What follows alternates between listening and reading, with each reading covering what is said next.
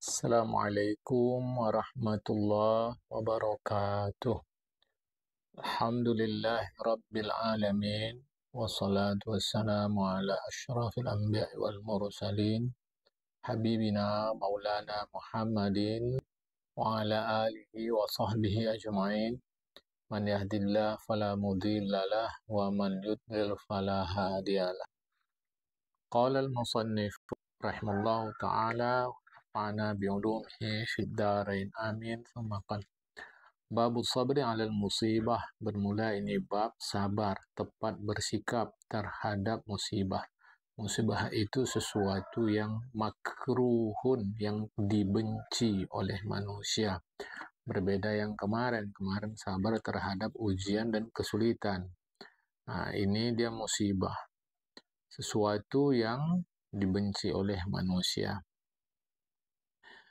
Kita baca qala al-faqih Abu Lith As-Samarqandi, akhirnya dari Mu'az bin Jabal. Mu'az bin Jabal radhiyallahu anhu, dia mengatakan, anakku meninggal.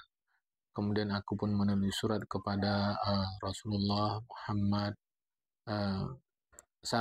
Anakku meninggal. Kemudian Rasulullah mendengar kabarku dan beliau menulis surat untukku. Kata Mu'az bin Jabal, apa isi surat Rasulullah? Min Muhammadin Rasulillah, dari Muhammad Rasulullah kepada Mu'az bin Jabal. Assalamualaikum, sejahtera untukmu. Aku memuji Allah Ta'ala yang tiada Tuhan kecuali Dia. Amma ba'du, sesudah itu. Ini isi surat Rasulullah kepada Mu'az yang mengalami musibah kematian anaknya. Fa'adamallahu lakal ajr, Allah Ta'ala membesarkan pahala untukmu. Dan Allah Ta'ala mengilhamkan, menginspirasikan kepadamu agar engkau bersabar. Sabar itu artinya tepat dalam bersikap. Dan semoga Allah Ta'ala memberikan rezeki kepada kami dan kepadamu, yaitu sikap untuk bersyukur. Ingatlah, sesungguhnya jiwa kita, harta kita, keluarga kita, anak-anak kita adalah anugerah yang menyenangkan dari Allah Ta'ala. Al-mawahibul hani'ah, anugerah yang menyenangkan. Dan itu ibarat kata adalah pinjaman. Wa awarihil mustaudi'atu, atau wa awarihil mustaudi'ati, itu atofnya ke mawahib. Itu adalah pinjaman yang dititipkan Allah Subhanahu wa Ta'ala. Natamatahu biha, kita menikmatinya, bersenang-senang dengan semua itu, jiwa, harta, keluarga, anak tadi itu, sampai kepada waktu yang tertentu. Ajalin itu interval, ya, batas yang tertentu. Kemudian Allah ambil pula itu, semua itu, jiwa, harta, keluarga, anak-anak itu pada waktu yang sudah memang ditetapkan, maklum, yang telah ditetapkan oleh Allah Ta'ala. Begitu semua diambil oleh Allah Ta'ala, kemudian Allah mewajibkan kita untuk bersyukur apabila kita kita diberi. Gini, sumaftarallahu alaina syukra idza a'ta. Kemudian Allah Ta'ala menetapkan agar kita bersyukur apabila Allah memberi. Dan Allah menetapkan agar kita bersabar idza betulia, apabila kita diuji. Diberi bersyukur, diuji bersabar. Sabar itu tepat dalam bersikap. Nah, anakmu itu, wahai Mu'az bin Jabal, termasuk anugerah yang menyenangkan yang berasal dari Allah Ta'ala, dan termasuk pinjaman yang dititipkan oleh Allah Ta'ala. Allah Ta'ala matta'aka, Allah Ta'ala membuat engkau senang dengan pemberian itu, dalam hal ini anak. Iribtotin wa sururin, dalam kesenangan, kegembiraan. Dan Allah ambil. Tetapi Allah ambil, Allah kasih kau bi'ajrin kabirin, pahala, upah, balasan yang besar jika engkau sabar dan tulus. Tapi sabar, ingat ya, artinya adalah tepat engkau bersikap dan tulus. Karena itu, wahai Mu'az, fala tajma'anna 'alaika ya Mu'az an yuhbitu jaza'aka ajruka. Fala tajma'anna 'alaika ya Mu'az an yuhbitu jaza'aka ajruka. Maka janganlah terjadi pada dirimu, wahai Mu'az, jamaah berkumpul. Ya, maksudnya jangan terjadi pada dirimu apa? Bahwa keluh kesahmu menghapuskan pahalamu, menghapuskan upahmu, menghapuskan balasanmu. Kalau begitu caranya nanti, fatanda malam fataka, bila habislah upahmu dari Allah Ta'ala, engkau menyesal terhadap peristiwa yang telah terjadi itu berupa penghapusan atau pengambilan upahmu itu harusnya untukmu, tapi diambil Allah lagi. Falau kudimta, bukan kadimta. Falau kudimta ala sawabi musibatika, arafta anal musibah qad qasarat anhu. Ini supaya jangan keliru. Ya. Andailah kudimta disajikan kepadamu pahala, sawab, pahala, upah, balasan, apa terserahlah mau diartikan apa, yang penting itu anugerah Allah. Kalaulah disajikan kepadamu balasan musibah yang engkau hadapi, arafta, aku yakin arafta, engkau pasti meyakini bahwa annal musibah qad qasurat anhu. Musibah itu sebenarnya qasurat. Qasurat itu sebetulnya biasa saja. Qasurat itu kalau panjang lawannya pendek, kalau berat nanti ringan. Nah, itu qasurat. Jadi kalau dihidangkan, disajikan balasan terhadap musibah yang kau alami, arafta, aku yakin arafta, engkau pasti yakin bahwa musibah itu sejenak saja. Dan ingatlah wahai Mu'az bahwa al-jaza'a, keluh kesah itu tidak membuat orang yang maitan itu menjadi kembali hidup. La yaruddu maitan, tidak menghidupkan orang mati. Keluh kesah itu tidak menghilangkan duka cita. Ya, tidak menghilangkan duka cita. Falyudhib anka asafaka bima huwa nazilun bika. Hilangkanlah duka citamu yang menimpamu itu. Ya, hilangkanlah duka citamu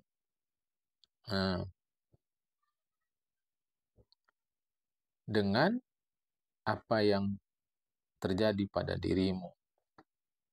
Faka'annakat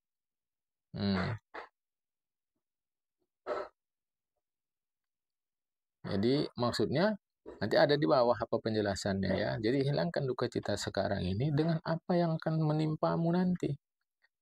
Bayangkan seakan-akan sekarang yang akan menimpamu itu sudah terjadi pada dirimu. Kalau begitu caranya, duka cita ini insya Allah tak begitu beratlah. Falihudhib anka asafaka. Hilangkan dari dirimu akan duka cita masafaka. Dengan apa menghilangkannya? Bima huwa, dengan sesuatu nazilun bika, akan terjadi pada dirimu. Apa maksudnya nanti ada di bawah. Faka'annaka qad, seakan-akan apa yang akan menimpa dirimu itu sudah terjadi. Supaya tak penasaran, maksudnya adalah mati. Dukamu yang sekarang ini hilangkan dengan kau yakin bahwa kau mati. Nah, kalau mati apa yang duka lagi? Kalau kau sudah mati, apa yang duka lagi? Nah, itu harus kau timbang kira-kira begitu. Wassalam, kata Rasulullah. Mari kita lihat penjelasan dari Syablis sama rekan dia. Kata beliau, hilangkan duka citamu dari dirimu terhadap sesuatu yang akan terjadi pada maksudnya tafakkar, yakni tafakkar, renungkan. Renungkan kematian yang nazilun bika, yang akan terjadi pada dirimu. Kalau itu kau mampu renungkan, hilanglah sedihmu. Faka'annakat, yakni ka'annahu qad ja'al maut, seakan-akan mati itu sudah datang. Karena seorang kalau dia berpikir kematian dirinya dan dia tahu mati itu dekat terhadap dirinya, dia tidak akan sedih lagi dengan kematian orang lain dan tidak berkeluh kesah. Karena keluh kesah tidak mengembalikan yang hidup, yang mati menjadi hidup, dan itu mengakibatkan hilang sawab, upah, gaji, pahala, balasan atas musibah yang dialami. Karena orang yang berkeluh kesah terhadap musibah, sesungguhnya dia sedang mengadukan Allah Ta'ala. Dan dia ingin menolak ketetapan itu. Itu. Maksudnya berkeluh kesah selain kepada Allah. Tapi kalau keluh kesahnya kepada Allah, tak ada masalah seperti alin-alin Nabi Yakub. Mudah-mudahan nanti ada di bawah diterangkannya. Jadi saya selalu menjelaskan bedakan berkeluh kesah dari menyampaikan keluhan. Berkeluh kesah tanda kita tidak setuju. Sedangkan menyampaikan keluhan itu menunjukkan kita lemah. Persoalannya menyampaikan keluhan kepada siapa? Menyampaikan keluhan kepada Allah, sehingga nampaklah kita nampakkan kepada Allah Ta'ala kita ini lemah, fakir, dhaif. Itu yang terjadi pada diri Nabi Allah Ya'qub. Sehingga nampaklah kehambaan kita kepada Allah. Tapi kalau berkeluh kesah itu sebagai tanda kita, maaf ya dalam bahasa yang keras sekali, seakan-akan kita menggugat Allah Ta'ala. Tapi kalau menyampaikan keluhan kita kepada Allah sebagai tanda kelemahan kita, kehambaan itu malah bagus ya. Baik, kita teruskan. Seterusnya dari Anas bin Malik. Ya, dari Anas bin Malik, dia mengatakan, Rasul mengatakan, siapa yang berduka hazina terhadap kehidupan dunia? Orang dah kayak gini, aku belum, orang kayak gitu, aku gini, kok aku kayak gini aja. Itu selalunya hal-hal yang menurut dia tidak cocok di dia. Maka berarti orang ini sakhitan ala rabbih, dia murka kepada Tuhan. Siapa yang berkeluh kesah terhadap derita yang dia alami, maka seakan-akan, malah di sini disebut bukan seakan, fa inna ma, sesungguhnya dia mengadukan Allah Ta'ala.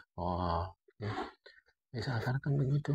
Jadi derita kita, keluhan kita sampaikan kepada Allah Ta'ala. Bolehkah sampaikan kepada orang?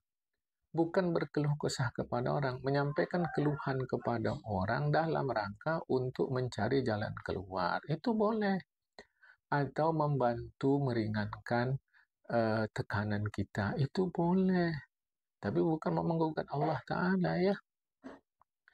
Kemudian siapa yang merendahkan dirinya kepada orang kaya? Tada'da'a ligani. Siapa yang merendahkan dirinya kepada orang kaya untuk mendapatkan apa yang ada pada tangan si orang kaya itu.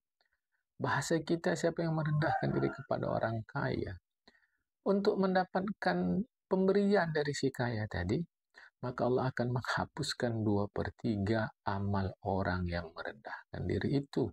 Karena amal itu dia kan kombinasi antara ucapan, anggota tubuh, dan niat di hati. Atau hati dia. Iman itu kan ikrar, tasdik, dan amal bil jawarih. Jadi maka sebut 2/3 karena ucapannya dihapus oleh Allah Ta'ala, yang katanya dia baik dihapus oleh Allah Ta'ala. Perbuatan tubuhnya yang katanya dia dihapus oleh Allah Ta'ala. Kenapa? Karena dia merendahkan dirinya kepada orang kaya, bukan karena kemuliaan, kebaikan, kedermawanan si kaya, tapi dia mengharapkan harta si kaya. Itu. Hatinya tidak, itu maka sebut 2/3. Kan? Ucapan, perbuatan zahir anggota tubuh, dan hati. Hatinya masih selamat mudah-mudahan. Kemudian, kata Rasul, siapa yang diberikan Allah anugerah memahami Al-Quran, tapi dia tidak amalkan, dia masuk neraka. Berarti orang ini dijauhkan Allah dari kasih sayang Allah Ta'ala. Itu. Ya. Itu siapa yang diberikan Allah Al-Quran, tidak mengamalkan isinya, malah menyepelekan, sampailah dia masuk neraka. Berarti orang ini dijauhkan Allah dari kasih sayang. Karena dia melakukan sesuatu sesuai dengan kerelaan dirinya sendiri. Ditanya dari segi dia tidak mengenal kehormatan Al-Quran. Walau dia kata dia kenal kehormatan Al-Quran, keagungan Al-Quran, dipandang dia tidak mengenal kehormatan Al-Quran itu karena dia melakukan sesuatu itu biridoi nafsihi, untuk memenuhi kepuasan dirinya, bukan karena perintah Allah Ta'ala. Seterusnya, Wahab bin Munabbih mengatakan, aku dapat dalam kitab Taurat ada 4 kalimat yang berturut-turut. 1. Siapa yang membaca kitab Allah, dia menyangka bahwa Allah tidak mengampuni dosanya. Sesungguhnya dia dianggap orang yang mempermain-mainkan ayat Allah Ta'ala. Siapa yang mengadukan musibah yang terjadi pada dirinya, sesungguhnya dia mengadukan Allah Ta'ala. Seakan-akan dia menggugat Allah Ta'ala. Siapa yang berduka terhadap apa yang hilang dari dirinya, sesungguhnya dia telah murka kepada ketetapan Allah Ta'ala. Siapa yang merendahkan diri terhadap orang kaya, hilang 2/3 agamanya, yakni kuranglah keyakinannya. 2/3 itu sudah disebut ya, ucapan, perbuatan, dan hati. Yang hilang 2, ucapan, perbuatan, hati tidak. Seterusnya Abu Hurairah mengatakan, dari Rasulullah mengatakan, siapa yang meninggal 3 orang anaknya, dia tidak akan masuk surga, dia tidak akan masuk neraka. Siapa yang 3 orang anaknya meninggal, dia tidak akan masuk neraka. Lam yarijin nar. Mengapa itu terjadi? Tiada lain hal itu terjadi kecuali karena itu adalah pemenuhan Allah akan sumpah. Tahillatul qasam, penebus sumpah Allah.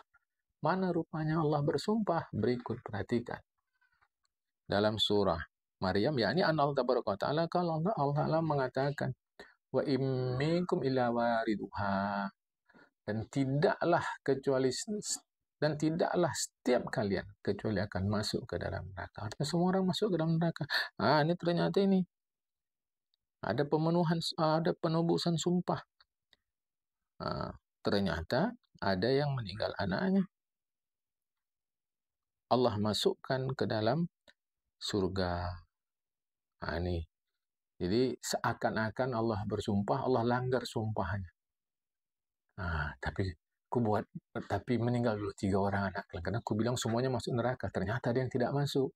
Itu tadilah kalian yang meninggal 3 orang anaknya. Kira-kira begitu. Tapi jangan dipahami mesti 3 orang meninggal. Jadi surat Maryam ini, surat 19 ayat 71 ini bukan maknanya mesti 3 orang meninggal. Bukan. Yang penting tepat kita bersikap. Begitu ya. Seterusnya kata Rasulullah, tidaklah setiap orang Islam yang mengalami musibah, kan? Tidaklah setiap orang Islam kalau mengalami musibah, wa in qaduma ahduha, sekalipun sudah lama kejadiannya. Fa hadasalah istirja'an, kemudian misalnya dia teringat, dia mengucap innalillah, padahal kejadian itu sudah lama, tapi setiap teringat dia mengucapkan innalillahi wa inna ilaihi raji'un, istirja'.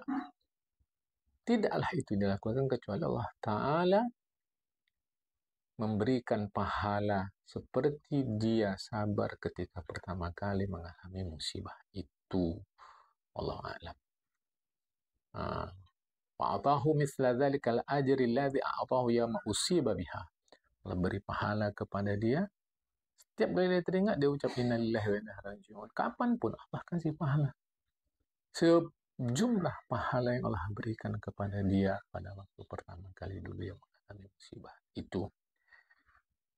Disebutkan dari Khalifah Utsman bin Affan bahwasanya apabila lahir anak dia, itu diambilnya anaknya pada hari ke-7, ditimang-timangnya, disayang. Ditanya, mengapa Amirul Mukminin lakukan itu? Dia jawab, aku ingin hatiku ada rasa cinta kepada anakku ini. Sehingga fa'in mata kana awama li ajri. Sehingga jika matilah dia, itu memberikan pahala yang a'zamah, lebih agung, lebih mulia bagiku, sebab ada cinta kepada anakku. Ini hebat rasa cinta kepada anak, kasih kepada anak, ya. Diriwayatkan daripada Anas bin Malik, dia mengatakan ada seorang sahabat datang kepada Nabi Muhammad SAW membawa anaknya. Kemudian belakangan anak itu pun wafat. Ayahnya pun tak pernah datang lagi kepada Rasulullah. Falamma faqada Rasulullah sallallahu Rasulullah merasa kehilangan, kok tak datang-datang lagi. Rasulullah tanya, sahabat menjawab, anaknya yang dulu baginda lihat waktu dia bawa berjumpa dengan baginda ternyata sudah meninggal. Kata Rasulullah, fala adantumuni bih, ala mengapalah kalian tidak mengabarkan sama aku? Kata Rasulullah, kumu ila akhina nu'azzuhu, iya, nu'azzihi, itu maksudnya. Kumu ila akhina nu'azzihi. Ayo kita takziah kepada saudara kita itu. Takziah itu artinya penghiburan. Ayo kita lakukan. Ketika Rasulullah menjumpainya, nampak Rasulullah dia dalam keadaan bersedih. Ya. Bersedihlah dia dilihat oleh Rasulullah Muhammad SAW. Ka'abah sama artinya dengan hati. Kata Rasulullah, kata dia, begitu dia lihat Rasulullah datang, kata dia, ya Rasulullah, aku harap anakku nanti itu menjadilah, katalah kalau bahasa kita, menjadi penolongku ketika aku tua, ketika aku lemah, di kibari sini wada'fi. Kata Rasulullah, tak senang rupanya kau, kalau pada hari kiamat nanti kau datang, tiba-tiba dibilanglah sama anakmu itu, udkhulil jannah, masuk ke surga. Anak kau bilang, ya Rabbi abah wa ya ayah makku, ya Rasul, ya Allah. disuruh lagi dia masuk ke dalam surga sampai 3 kali. Senantiasalah dia minta kepada Allah agar dia dapat memberikan bantuan pertolongan kepada kedua orang tuanya. Hatta yushafi'ahu Allah Ta'ala. Sehingga Allah Ta'ala mengizinkan ia untuk memberikan bantuan kepada kedua orang tuanya dan ia memasukkan kamu ke dalam surga semua. Semua tak mau rupanya. Nah, itu salah satu hikmah anak yang meninggal belum balik. Mendengar ini fadzabal hazanu anir rajul. Dia pun hilanglah sedihnya. Hadis ini menjadi dalil bahwa penghiburan hukumnya sunat apabila ada siapapun yang mengalami musibah, maka pantaslah orang-orang lain untuk yu'azzuhu, menghiburnya. Takziah itu asal kata azza yu'azzi, takziah artinya penghiburan. Kata Syekh Abdul Samarkandi, kita teruskanlah dari Syekh Hasan Basri, beliau mengatakan Nabi Musa meminta kepada Allah Subhanahu wa taala. Artinya meminta keterangan. Ay Rabbi, wahai Tuhanku, apalah ajrun, upah, balasan, pahala, anugerah yang diberikan bagi orang yang mengunjungi orang sakit. Kata Allah Ta'ala, kukeluarkanlah yang mengunjungi itu, kukeluarkan dia dari dosanya. Seperti waktu dia dilahirkan ibunya. Lah kalau orang yang mengantar orang mati, kubangkitkan dia, orang itu yang mengantar orang mati, nanti di akhirat kubangkitkan ketika dia mati, bukan di akhirat ya. Jadi apa anugerah yang diberikan kepada orang yang mengantar orang mati? Ketika orang yang mengantar orang mati ini, waktu mati dia, kuutus malaikat mengiringinya ke kubur.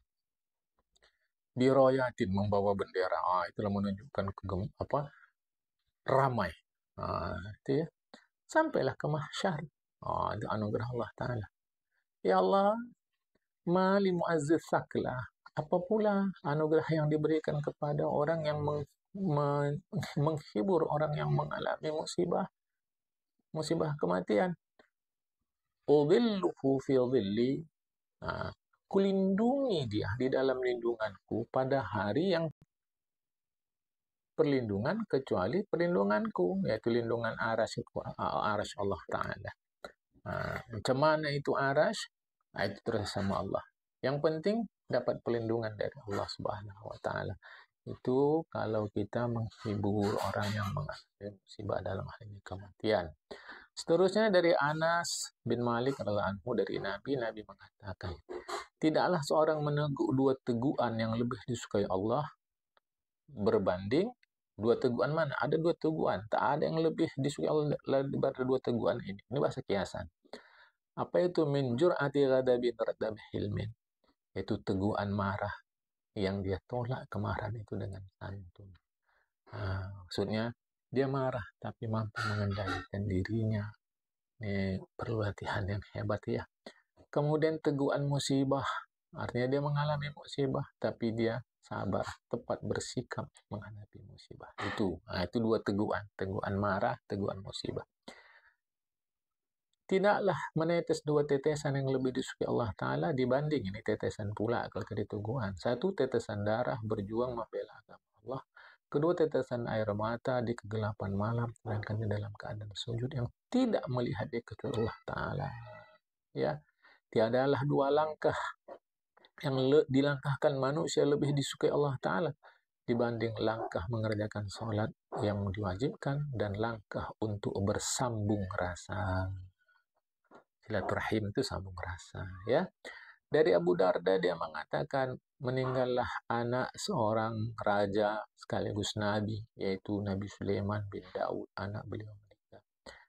Dan dia merasakan, Nabi Allah Sulaiman merasakan wajadan syadidan, sedih sekali. Tiba-tiba datanglah 2 malaikat. Seakan-akan malaikat duduk di hadapan beliau, bizayyil khusumi, seakan-akan keduanya sedang berperkara. Seakan-akan keduanya sedang berperkara. Di hadapan Nabi Sulaiman. Yang satu malaikat bilang begini, aku nanam bibit, belum sempat kupanen, tiba-tiba kawan ini lewat, dirusaknya pula bibit aku. Lantas kata Nabi Sulaiman kepada yang satu pula, misalnya kata yang bilang tadi si A, malaikat B ditanya Nabi Sulaiman, mataku, apa pembelaan dirimu? Kata si B, fa akhadtul jadata. Nah, itu kata si B. Aku melewati jalan raya. Tiba-tiba nampak aku tumbuhan, ku cabut, ku lemparkan ke kanan ke kiri. Itu kan jalan. Kata Nabi Sulaiman, waliman badatana tarik, kepada si malaikat kok kau tanam pula di tengah jalan? Tak tahukah kau bahawa manusia mesti melewati jalan itu? Ini kesempatan, kata malaikat karena ini kan diutus Allah untuk menghibur Nabi Sulaiman. Kata malaikat itu kepada Nabi Sulaiman, waliman tahzanu ala waladik. Kenapa pula kau sedih? Anakmu meninggal. Tak tahu kau bahwa mati itu adalah jalan ke akhirat. Kan? Dalam kabar itu juga disebutkan bahwa Nabi Allah Sulaiman sallallahu alaihi setelah itu bertobat kepada Tuhan. Tak lagi dia berkeluh kesah terhadap anaknya itu.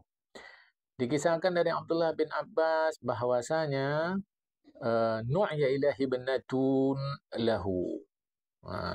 Nu'ya ilahi artinya dikabari kepadanya. Nu'ya ilaihi bannatun lahu. Dikabari kepadanya, kepada Abdullah bin Abbas, anak perempuannya meninggal. Waktu itu Abdullah bin Abbas sedang di perjalanan. Fasarja. Ketika beliau mengucap inna lillahi wa inna ilaihi raji'un. Anak perempuan itu aurat yang ditutup oleh Allah Ta'ala. Anak perempuan adalah tanggung jawab yang sudah dicukupkan Allah Ta'ala sampai saat ini sajalah aku harus bertanggung jawab. Mu'natun itu belanja. Maksudnya tanggung jawab. Sampai sinilah sudah dipercaya Allah Ta'ala aku untuk menanggung jawab itu. Dan itu juga adalah ajrun, upah, balasan, pahala, anugerah, kebaikan. Qad saqahallahu ilayya, yang diberikan Allah Ta'ala kepadaku. Setelah itu beliau sholat 2 rakaat dan dia mengucapkan di mulutnya, qasana marallah, kami telah lakukan yang Allah perintahkan. Itu Al-Baqarah surat 2153. Apa bunyinya? Bismillahirrahmanirrahim. Ista'inu bisabri wassalah. Minta tolonglah Allah dengan tepat bersikap dan berhubungan dengan Allah Ta'ala secara spiritual. Masih ini, jadi sabar itu tepat kita bersikap, as-sholah tetap berhubungan secara spiritual dengan Allah Ta'ala dengan mengerjakan sholat. Dari Nabi Muhammad SAW, jika salah seorang kalian mengucapkan innalillah karena putus tali sepatunya, ini shish'un itu tali. Fi shish'i na'lihi, tali sepatunya apabila putus, dia mengucap innalillah. Maka tindakan itu benar. Kenapa? Karena putusnya tali sepatu itu termasuk musibah. Yastarji' ahadukum, hendaklah setiap kalian, salah seorang kalian mengucap innalillah, walau yang putus hanya tali sepatu. Itu kata Rasulullah, ya. Seterusnya ini kita potong saja penyebutan sanadnya. Dari Ummu Salamah, beliau mengatakan bahwa Nabi pernah mengatakan, siapa yang mengalami musibah, maka dia mengucapkan seperti yang diperintah Allah, itu innal rajiun, Allah jarni fi musibati, Allah berilah aku upah, berilah pahala, berilah anugerah terhadap musibahku. Ma'aqabni khairan minha, gantilah yang lebih baik dari musibah yang aku alami ini. Jangan dia hilang sudah, gantilah yang baik. Maka Allah akan bertindak memenuhi keinginan doanya. Keinginannya itu, doanya itu, harapannya itu. Kalau dari kabih, maka Ummu Salamah mengatakan ketika mati suamiku itu Abu Salamah, aku pun mengucapkan ini, innalillahi wa inna ilaihi raji'un, Allahumma ujarni fi musibati wa aqibni khairan minha. Ini doanya ya. Tambahkan innalillahi wa inna ilaihi raji'un, Allahumma ujarni fi musibati wa aqibni khairan minha. Kemudian qultu, siapalah untukku seperti Abu Salamah. Ternyata Allah menggantikannya dengan Rasulullah Muhammad SAW. Rasulullah menikahi aku. Jadilah beliau ummul mukminin, ya. Seterusnya dari Anas bin Malik dari Nabi Muhammad SAW, Rasul mengatakan, memukul-mukul paha ketika mengalami musibah itu menghapuskan anugerah Allah Ta'ala. Tepat bersikap ketika pertama kali dapat musibah itu membesarkan pahala dari Allah Ta'ala. Besarnya anugerah, besarnya pahala, besarnya upah, besarnya gaji, besarnya balasan itu tergantung besarnya musibah dan sikap menghadapi itu.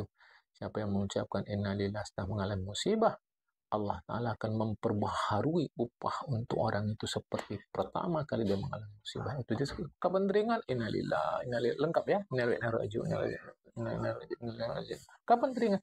Allah kasih dia pahala sebesar pahala yang dia dapat ketika pertama kali mengalami musibah itu. Karena itu kata Syekh Islam Markandi, kata beliau, wajar, ya kata beliau, wajar orang berakal merenungkan betapa besar anugerah Allah terhadap musibah itu. Sehingga kalau kita iman kita baik terhadap itu, mudah-mudahan musibah itu terasa ya sedikit lebih ringan lah. Sehingga sesungguhnya pahala, anugerah, balasan, gaji, upah, apalah namanya terserah terhadap musibah yang kita alami, itu pada hari kiamat kita pun ingin agar seluruh karib kerabat kita, anak-anak kita meninggal sebelum kita sebelum terjadi kiamat. Bukan maksudnya ini menunjukkan keinginan buruk, mati aja orang tua Allah biar dapat pahalaku besar. Bukan. Ini menunjukkan betapa besarnya balasan Allah bila kita tepat bersikap dalam menghadapi musibah. Sehingga pada hari kiamat nanti, begitu dia tahu begitu hebatlah anugerah Allah Ta'ala, dia ingin biarlah semua keluarga aku mati, semua anakku mati, lianalal ajra wa sawabal musibah. Itu dia. Ya, jangan salah paham, bukan maknanya kita ingin semua meninggal, bukan, menunjukkan besarnya anugerah Allah bila kita tepat bersikap. Allah menjanjikan orang yang mengalami musibah itu, Allah janjikan sawaban aziman, anugerah yang besar apabila dia tepat bersikap dan tulus. Itulah ayat Al-Quran. Ini Al-Baqarah ya, surat 2 ayat 155 sampai 157. Ini surat 2 155 157. Sungguh kami coba mereka. Cobaan dari Allah Ta'ala itu menunjukkan ya'lamu ma yu'lamu minhu bihil ghaib. Ya. Jadi artinya dulu memang sudah ditetapkan Allah, tapi kan dulu gaib, belakangan menjadi nyata. Itu arti cobaan dari Allah itu menampakkan yang diketahui secara gaib dulunya, belakangan kejadian. Kami coba. Ya sedikit saja dari ketakutan, takut terbunuh oleh musuh, kelaparan, atau kami kurangkan sedikit hartanya, itu hilang harta mereka atau nyawa. Ini kelaparan, sakit, pembunuhan, kematian, dan bebuahan. Artinya tidaklah panen seperti sedia kala yang banyak tapi kurang. Begitupun kata Allah Ta'ala, beri kabar gembira kepada orang-orang yang tepat dalam bersikap menghadapi musibah itu. Siapa mereka yang tepat bersikap itu? Kemudian Allah menjelaskan sifat mereka yang apabila mereka mengalami musibah, mereka mengucapkan sesungguhnya kita milik Allah, sesungguhnya kita kembali kepada Allah. Innalillahi wa inna ilaihi raji'un. Innalillah, kita milik Allah, maknanya Allah kita ini adalah hamba Allah, dalam kuasa Allah, dalam genggaman Allah. Jika kita hidup, Allah beri kita rezeki. Jika kita mati, maka kepada Allah tempat kita kembali. Kita sesungguhnya kembali kepada Allah setelah mati. Wajiblah kita rela terhadap ketetapan Allah. Kalau kita tidak rela, maka Allah pun tak rela pula apabila kita kembali kepada Allah. Dulu tak rela sama aku, sekarang kamu balik sama aku, pergi-pergi. Kira-kira begitu. Mereka, yaitu yang disebutkan sifatnya dalam ayat di atas itu, untuk mereka ada salawatun min rabbihim, kesejahteraan, keberkatan daripada Allah Ta'ala. Salat bentuk tunggal, solawat bentuk jamak. Tapi kalau di Indonesia ini solat artinya solat 5 waktu, solawat artinya ucapan solat kepada Rasulullah. Padahal dalam bahasa Arab dan dalam fikiran orang Arab tidak begitu. Solat bentuk tunggal, solat bentuk jamak itu kalau berasal dari Allah ada 3 pengertiannya. 1, taufik dari Allah agar berbuat taat, pemeliharaan dari Allah agar kita tidak berbuat dosa, dan ampunan dari Allah. Jadi solat dari Allah yang bentuk jamaknya salawat adalah 3 pengertiannya. Taufik, petunjuk agar kita berbuat taat. Al-ismatu minadzunub, Allah pelihara kita dari dosa. Al-maghfirah, ampunan. Itu kalau tunggal. Baca mana pula salawat banyak. Fala ya'rifu muntahaha illallah ta'ala. Tak ada yang tahu ujungnya itu. Saking kan banyaknya anugerah dari Allah itu kecuali hanya Allah Ta'ala. Cukup salawat saja. Cukup kesejahteraan yang Allah berikan kepada kita. Oh tidak, Allah kasih lagi warahmatun dan kasih sayang dari Allah. Kan hebatnya. Mereka lah orang-orang yang mendapat petunjuk untuk istirja, uh, kembali kepada Allah. Yang Allah tunjukkan mereka untuk istirja, untuk sadar agar kembali kepada Allah Ta'ala. Yang secara ucapan adalah inna lillahi wa inna ilaihi raji'un. Sa'id bin Jubair mengatakan tiadalah anugerah istirja, mengucapkan inna lillahi wa inna ilaihi raji'un itu dengan kesadaran penuh kecuali hanya untuk umat ini. Kalau ada umat sebelum kita diberikan, maka Nabi Yakub yang pantas. Tidakkah engkau fahami macam mana Nabi Yakub menyebutkan di dalam surah Yusuf, surah 12 ayat 84. Perhatikan itu. Ya asafa ala Yusuf. Itu kan? Ya asafa ala Yusuf. Aduhai duka citaku kepada Yusuf. Begitu. Kan? Saking hebatnya inna lillahi itu. Sa'id bin Musayyab meriwayatkan dari Umar bin Khattab, kata Khalifah Umar, ni'mal adlani wa ni'mal alawah. Sebaik-baik rangkaian dan sebaik-baik tambahan. Idlani berarti kan dua. Ini perhatikan, mana dia sebaik-baik rangkaian dan sebaik-baik tambahan. Inilah dia. Salawatun wa rahmatun. Inilah dua hal yang menjadi satu rangkaian. Apa tambahan? Ulaika humul muhtadun. Inilah alawah, tambahan dari Allah.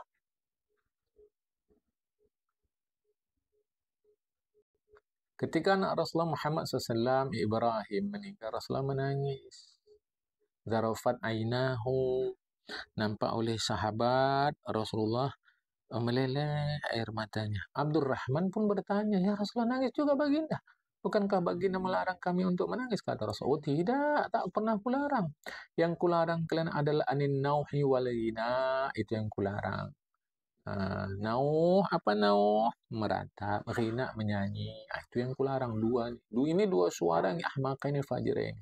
Dua suara yang pandir, yang tak baik. Pandir itu di bawah bodoh lagi. Itu dua suara yang pandir, yang bodoh. Yang keduanya tercela. Apalagi yang kularang kalian? Khamshil wujuh, mencakar-cakar muka. Syaqil juyub, mengoyak-ngoyak pakaian. Itu yang kalian kularang. Dan apalagi rannatu syaitan, kalau Arabnya rannati syaitan, merintih cara syaitan. Kenapa nyanyi-nyanyi kularang? Karena itu permainan yang lalai. Itu adalah seruling setan, ibarat seruling setan nyanyi-nyanyi. Ya, ada nyanyi yang dibenarkan, seperti misal kata orang sedang penat, dia bernyanyi untuk menghilangkan kepenatannya, seperti yang terjadi pada kebiasaan orang Arab sedang melakukan perjalanan kafilah itu rombongan di padang pasir menghilangkan penat nyanyi. Itu boleh, meskipun banyak perbincangan ulama di sini. Tetapi ini aku menangis ini terhadap meninggal anakku Ibrahim itu adalah kasih sayang Allah jadikan di hati orang yang penuh rasa kasih. Ingat, siapa yang tidak mengasihi tidak dikasihi. Kata Rasulullah, hati berduka, air mata menangis. Kami tidak pernah mengatakan wala naqulu, dan kami tidak mengatakan sesuatu yang membuat Allah murka. Wa taqaddasa, Allah Maha Suci. Ingat tuh. Jadi hati bersedih, mata menangis. Itu tanda kasih sayang. Rahmatun, kasih sayang, fi qulubi ruhama, di hati orang-orang yang mereka penuh kasih sayang. Diriwayatkan daripada Syekh Hasan Basri, beliau mengatakan Allah Ta'ala menghilangkan salah dan lupa dari kalian. Kalian tidak dipaksa. Wa ma'uktum alaihi, dan kalian tidak dipaksa saat kalian lupa, salah, lalai, dan kalian wa ma la tutiquna, dan terhadap sesuatu yang kalian tidak sanggup, kalian tidak dipaksa. Dihalalkan untuk kalian dalam keadaan terdesak sesuatu yang diharamkan. Allah Ta'ala berikan kalian 5. Lihat ini, kata beliau. 1. Allah anugerahkan untuk kalian dunia, tetapi pada saatnya nanti Allah akan tanyalah, meminta pertanggungjawaban kalian seakan-akan pemberian itu adalah hutang. Ya. Fama a'taitumuhu minha. Maka fama a'taitumuhu minha tayyibatan biha anfusakum. Maka apa saja yang Allah Ta'ala berikan untuk kalian daripada dunia itu adalah kebaikan untuk diri kalian. Allah jadikan gandaan berkali-kali untuk kebaikan kalian 10 sampai 700 ila ma la yuhsihi ghairu. Sampai tidak terhingga, tak bisa orang menghitung banyaknya anugerah yang Allah berikan kepada kalian. Yang kedua, ialah kalian merasa bahwa Allah mengambil sesuatu milik kalian secara paksa. Kemudian kalian tulus dan sabar. Untuk kalian Allah jadikan anugerah, keselamatan dan kasih sayang. Itu Al-Baqarah dari 157. Yang ketiga, jika kalian bersyukur Allah akan tambah. Yang keempat, jika kalian berbuat dosa, sampailah dosanya itu dosa seperti dosa orang kufur, kemudian dia taubat, Allah terima taubatnya. Inilah surat 2, 222 Allah cinta orang yang bertaubat dan cinta orang yang senantiasa membersihkan diri. Yang kelima, kalaulah Allah Ta'ala memberikan kepada malaikat Jibril Mikail seperti yang Allah berikan kepada kalian, lakana qad nazala lahumah.